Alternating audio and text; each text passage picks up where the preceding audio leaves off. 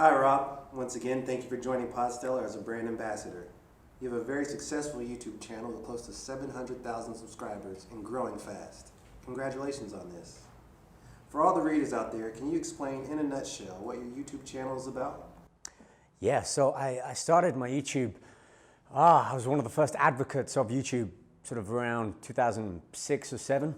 And I was doing a film production at school at that time. So I was starting out my fitness journey, but at the same time kind of becoming familiar with filming and radio and recording. So at the time I was getting ready for a bunch of fitness competitions and just kind of found myself filming my workouts long before it became popular. It was just a way of kind of documenting what I was doing, kind of like a diary.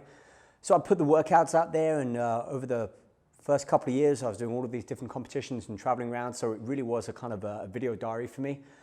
And I soon realized the impact it had, a resource for people to find out videos on general workouts, exercise, and it started to kind of branch out into food and nutrition as well. So everything that I felt was important to my health and my fitness, this was a way of capturing it and then putting it out on YouTube for other people to find. And then it kind of evolved from there a few years after, where people would ask requests on other social media platforms. And so I would use that as a chance to give my answer through video. So I think it's about 500 odd videos on there, and still filming videos, every week to this day. That's awesome. Before we talk more about your channel and brand, we want to get to know you a bit better. Okay. Who are you, Rob? Who am I? Who am I indeed? I am, as I've hit my 30s, mid-30s now, I've really, I think, gotten to know who I am. My personality, my dislikes, my likes, my traits, my mannerisms. So to answer that question, I'm always on a quest for understanding. And I think that's the heart of where a lot of the content in my YouTube comes about. I really want to understand something to the point that I can explain it to someone else in simplified ways. So on one hand, I'm always asking questions. I'm always kind of asking why and looking for the source of that. Another part of me, I like to feel useful, like I have a purpose. I think ever since I was a kid, I've always kind of found myself leaning towards wanting to be able to do something that could have a benefit. So if it's making a video or doing something in the gym and people coming up and asking me, I want to feel like I have the answers that they would be looking for. So yeah, who am I? I like to understand stuff. I like to kind of put it into my own words, my own way, and put it back out there so that I hope people can find it. You know what it comes down to? I have a younger sister, but I don't have an older brother. So I think a lot of this comes from, I've got cousins who are a few years older than me, so they would be like my bigger brother. And so this video platform, and certainly fitness for me, was sort of my way of putting content back to the younger me, sort of the 13, 14-year-old me, when I was still trying to figure out who I was and going through those awkward teenage years. So I kind of feel that my audience, certainly in the early years, was kind of addressing me, that younger kid who had all of these questions but had no one to kind of ask them to. So my YouTube was a way of providing answers to the questions that I was asking myself when I was younger. Well, the content is really powerful, and it's really impressive to see how you keep so lean and fit, and at the same time publish on a weekly basis high-quality videos and engage your followers. What does it take to keep in shape, and how does your day usually look like? What's interesting is when people, my girlfriend would attest to this, they think that you're in shape all of the time. And I look at it like nuances. I can be in really good shape where I feel I'm ready for whether it's a competition or a fitness magazine. And then there's times where I don't feel I'm in my peak shape, but to everyone else, certainly if they're a beginner or just trying to find general health and fitness routines, they may look to someone like me and think like, wow, I'd love to be that kind of condition and that lean. I absolutely have to put in work. It's a constant approach to the right nutrition. I've scaled it back over the years. So when I was doing all my competitions, my food intake was like down to the nearest gram. I would plan everything out. This goes back to since I was like 20, getting ready for my first competition. I would write down everything I would eat the night before, monitor my food intake, make sure that I was being consistent each day, each week. And what that allowed me was, it gave me a set kind of amount of factors that I could change if I wasn't seeing the results that I was getting. That was a really good foundation, because it meant I had a good understanding, a good grasp on what I should be eating, how I should be exercising, how often I should be exercising. I got to know where my limits were. I got to know where my kind of drop-off point was. So I kind of found that happy medium, the Goldilocks zone. And so that's what I try and implement now, where I'm doing just enough. I don't need to overdo it unless I really want to push it, but I know a point at which I feel I'm slacking off. So, a daily routine. I'm a man of routine. I like to wake up at a set time. I like to be up early because I feel I have more time to get stuff done, rather than being a night owl and, just watching movies or playing video games or something. I like to read. I try and make time for reading, but I'm always busy at the moment. And it comes down to the video. Having the right team. I mean, I've made videos half my life now, but it's only in the past, few years, and even more so now, that having the resources, having the understanding, having the right people who can make that vision come to life and help support it. So it's been a continual kind of progression for me. Well, that's great. And we're sure that you've helped thousands of people with your valuable fitness and health content. Hope so. You think you could tell us about one of the times where you really, really helped someone, something that really stands out? Yes. And this is a true story. Like, I'm not making up anything about this. So maybe 2011, it was a good 8 or 9 years ago, I received a letter, a handwritten letter, that actually I pinned to my mirror in the bathroom, because it was so impactful and powerful. And it was from a kid back then called Stephen Medina. And he wrote that he was in hospital. He was suffering from, he was in hospital for a reason. I don't need to go into that. And it had a big impact on his life. He was in hospital for a number of years. And he wrote that he was browsing through, I think, YouTube, and he said he found this guy who he just felt was so passionate, and gave out all this information, and just seemed to really enjoy what it was he was putting out there. Man, this brought a tear to my eye. And he said that since finding this person online, YouTube, which was me,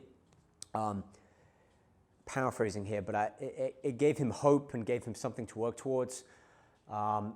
I remember at the time, so back then I was making DVDs. Like, this is before social media really kind of popped off. So I was actually filming, burning my own DVDs, creating, doing everything, making the DVD case, the DVD label, and just doing everything myself.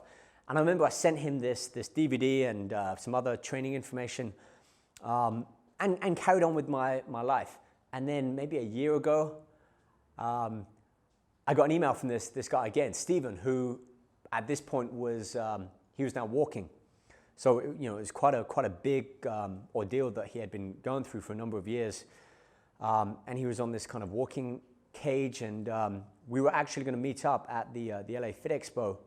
Unfortunately, it didn't happen, but we stayed in contact. I always remember his name because he took the time to write to me. He was very personable. It really had an impact on me, and it made me, I think it was the first time that I really realized that the content that I was putting out wasn't just an avenue for me to share workout videos and content that I found useful and I thought other people might find useful. I think it was the first time that I really realized that based on my energy, based on what I was putting out, the words, the information, other people could really find comfort and find it useful, and it had much greater impact on them than I first thought. So I think from that point on, it changed how and what kind of content I put out, knowing that, man, this really could impact someone's life, or at least spark a change for them to start making differences in their life. And just real quickly, there's one other person that comes to mind who I want to give acknowledgement to. His name is Chris Zaremba. He's from England, my hometown. Real funny story. So Gold's Gym, Venice, California, the big sort of the mecca of bodybuilding. It's world famous. Again, this was sort of 2008, 9, 10, that kind of time. I've never worked there, but because I'm British, I guess one of the trainers there had connected this guy with me. He was like, oh, you sound like you're English. This guy sounds like he's from England too. We should connect you. I was never a trainer there. This was a guy who was overweight, in his 50s, had his father and his grandfather suffer from a kind of a heart condition. And he was interested in just kind of learning from me about how to get fit, how to weight train, how to lose weight. And we hit it off. He was a pilot, worked in England, not too far from where my family were. And it was just nice to have a sort of an ally in England. He was only over here for perhaps 5-7 days on a vacation. But I gave him a lot. I kind of told him everything I knew, and we spent a lot of time together working out and just eating, and we found a friendship. Anyway, maybe a year went by, and he came back to America. He'd come every now and again to kind of fly his planes and do some workouts. I didn't recognize this guy. He had not only taken on board practically everything that I had told him and showed him how to eat and how to train and everything that I felt I'd learned over the years from competition and just my own experience, completely transformed his life to the point where he had a successful job in computing, making great money. And I feel that his passion for fitness became so big that he left that job, bought about his own fitness platform. It's called fitnessover50.co.uk. He lost a ton of weight. I mean, he had a six-pack, abs. I didn't even recognize him in his face. If I find a photo that we can post out there, you won't recognize it. Anyway, to cut the story short, the bug became infectious in him. He went on and did some fitness competitions, won his age group category. He got a magazine cover, and still to this day is embodying that lifestyle. So he's always been my sort of poster child that if anyone, especially in their sort of 40s and 50s, that they say, yeah, but it's too late for me to start, or this isn't for me, I direct them straight to him and say, look at his transformation. You don't have to go that far. You don't have to get up on stage. You don't have to try and get in a magazine. But just to show what is possible, this is someone who had always been overweight, and now he is kind of a poster child for people in their 40s and 50s to show what is possible. So Stephen Medina and Chris Remba are sort of two names that resonate greatly with me, both as maybe having an impact, but also to show really what can be done. I've always been into fitness, so I've never really been out of shape in that aspect. But it's really rewarding for me to know that the information that I might put out or just the structure of how to work out and eat, people can actually use and they can take and they can follow and they can do everything that I can do, whether they want to go that far or not, but all of the information is there for them. Right. I mean, those are definitely two great examples of the power of the content that you put out. And for many YouTubers, I'm sure a striving goal is to reach 1 million subscribers. How are you planning to reach this goal, and do you have a time in mind when you will reach the goal? That's a good question. When I first started out YouTube, it was really exciting to watch it grow. You know, kind of to meet that first 100,000 milestone subscribers and continue to put videos out and kind of see it creep up to 250 and then 500,000. I've realized that it's less about looking at the numbers and more about the engagement now. So I may never reach 1 million subscribers. There's a lot more YouTubers out there, a lot more now than when I first started. You know, back then, if you typed in fitness or abs or something, you know, my name might be one of the first to pop up. Whereas now it's a new emerging market. My demographic tend to be older because they've kind of stayed with me. So the younger demographic are kind of following more of the new guys who are putting out all of this new, fresh content. So it would be great to do that, just to be able to kind of know that I've got that many people watching some of the videos. But I'm also okay if I don't. it's much harder now, I think, to get that growth. So what that does for me is it makes me really think about the content that I'm putting out, who this content is for. It's no longer about me putting out videos that I find interesting because my workouts tend to be the same or my food tends to be the same. It's kind of boring bodybuilder type workouts in a diluted fashion. So now what's interesting for me is I can look at it as sort of a video publishing platform and think, okay, let's look at the kind of the demographic, the age group, the areas of interest. Are people more interested in food, in losing weight, in gaining muscle? And if so, how can I address this? And let's put together a whole series so that there's video 1, 2, 3, 4, and 5. So I want to create a kind of a trail. And I think that's the best way to go about doing it. It's got to be about engaging with your audience and providing content that they can relate to and appeals to them. So, you know, fingers crossed, it'd be great to hit 1 million subscribers. I'm not that far off, but you know, to reach my first 100, to reach my first 500,000 was just a case of putting content on.